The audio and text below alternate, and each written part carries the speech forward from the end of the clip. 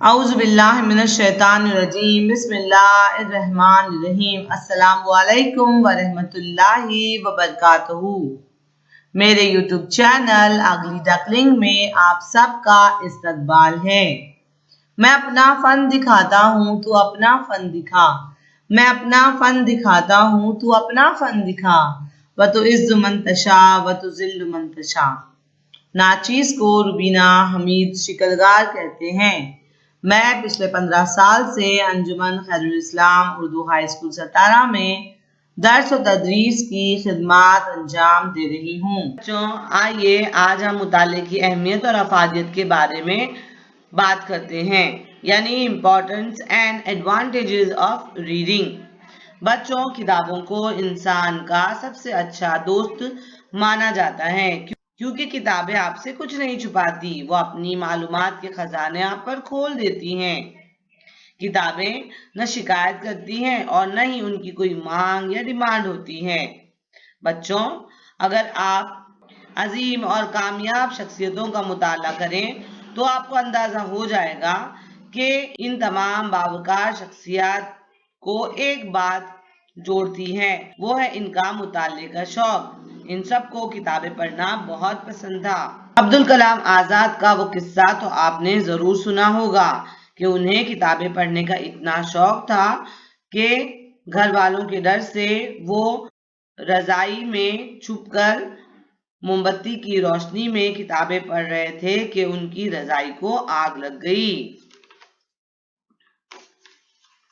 ہمارے سابق وزیر جمہوریہ APJ عبدالکلام جب اپنے عہدے سے سبکدوش ہوئے، اس وقت ان کے پاس صرف 2 سوٹ کیس تھی، ایک میں ان کے کپڑے اور سامان تھا تو دوسرے میں صرف کتابیں تھیں۔ اس سے آپ کو اندازہ ہو گیا ہوگا کہ ان کو مطالعے کا کتنا شوق تھا۔ اور ان جناب کو تو آپ ضرور جانتے ہوں گے، یہ ہیں بل گیٹس۔ بل گیٹس سے جب کسی نے پوچھا کہ اگر انہیں کوئی سپر پاور مل جائے تو وہ کون سی سپر پاور چاہیں گے، تو انہوں نے جواب دیا کہ مجھے ایک ایسی سپر پاور چاہیے جس سے میں کتابیں جلدی جلدی پڑھ سکوں، تاکہ میں ڈھیر ساری کتابیں پڑھ سکوں۔ اور یہی مطالعے کا شوق ان تمام شخصیات کی کامیابی کی کنجی ہے۔ مطالعہ کرنے یا پڑھنے سے ذہنی تناؤ دور ہوتا ہے، یادداشت تیز ہوتی ہے، بلڈ پریشر اور دل کی دھڑکن قابو میں رہتی ہے۔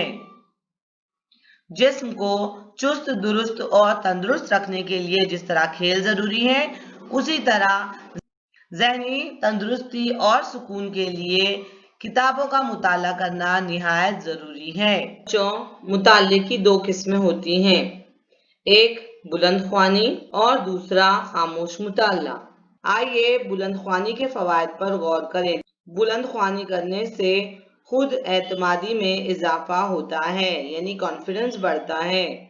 ذخیرہ الفاظ میں اضافہ ہوتا ہے، الفاظ کی ادائیگی اور اس کے تلفظ کی مشق ہوتی ہے، آواز کے اتار چڑھاؤ کی مشق ہوتی ہے، لکھے ہوئے الفاظ اور بولے جانے والے الفاظ کے بیچ کا رشتہ مستحکم ہوتا ہے، یعنی مضبوط ہوتا ہے۔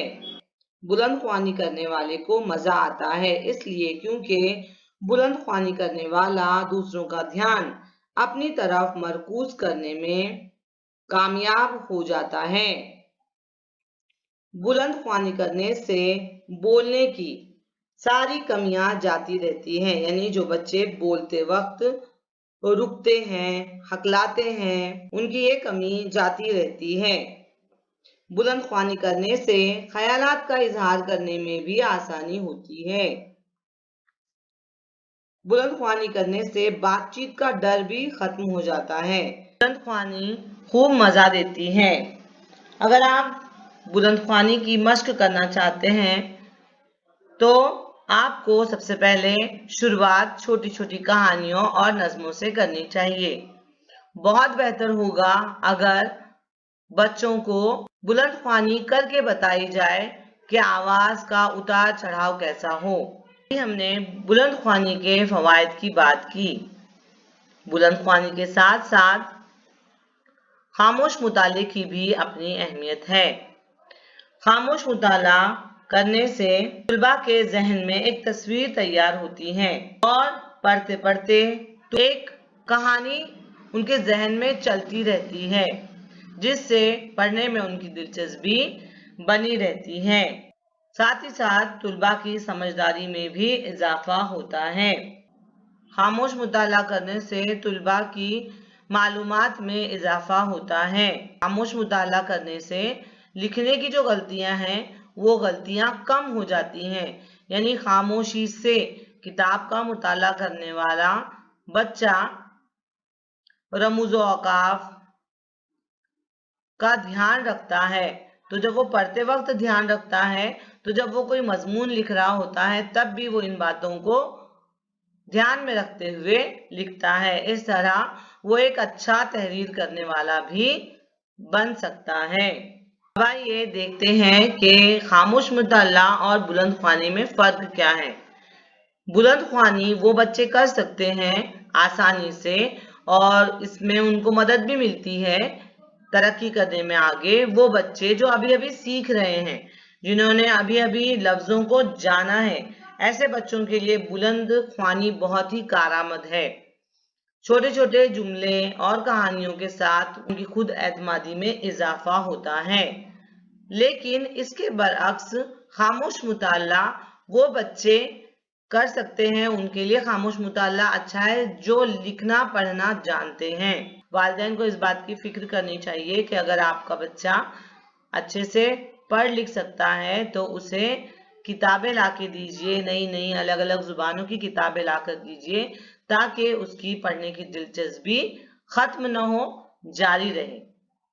ایک وہ زمانہ تھا کہ بیڈ ٹائم سٹوریز نام کی بھی کوئی چیز ہوا کرتی تھی، یعنی پورا دن ابا کام کے لیے باہر ہیں، امی اپنے کاموں میں مصروف ہیں، لیکن شام کا وقت ایسا ہوتا تھا جب بچے اپنے بڑوں سے، چاہے وہ والدین ہوں یا دادا دادی ہوں یا نانا نانی ہوں، ان سے کہانیاں سنا کرتے تھے اور ایک ہی کہانی بار بار سننے میں بھی بچوں کو خوب مزہ آتا تھا۔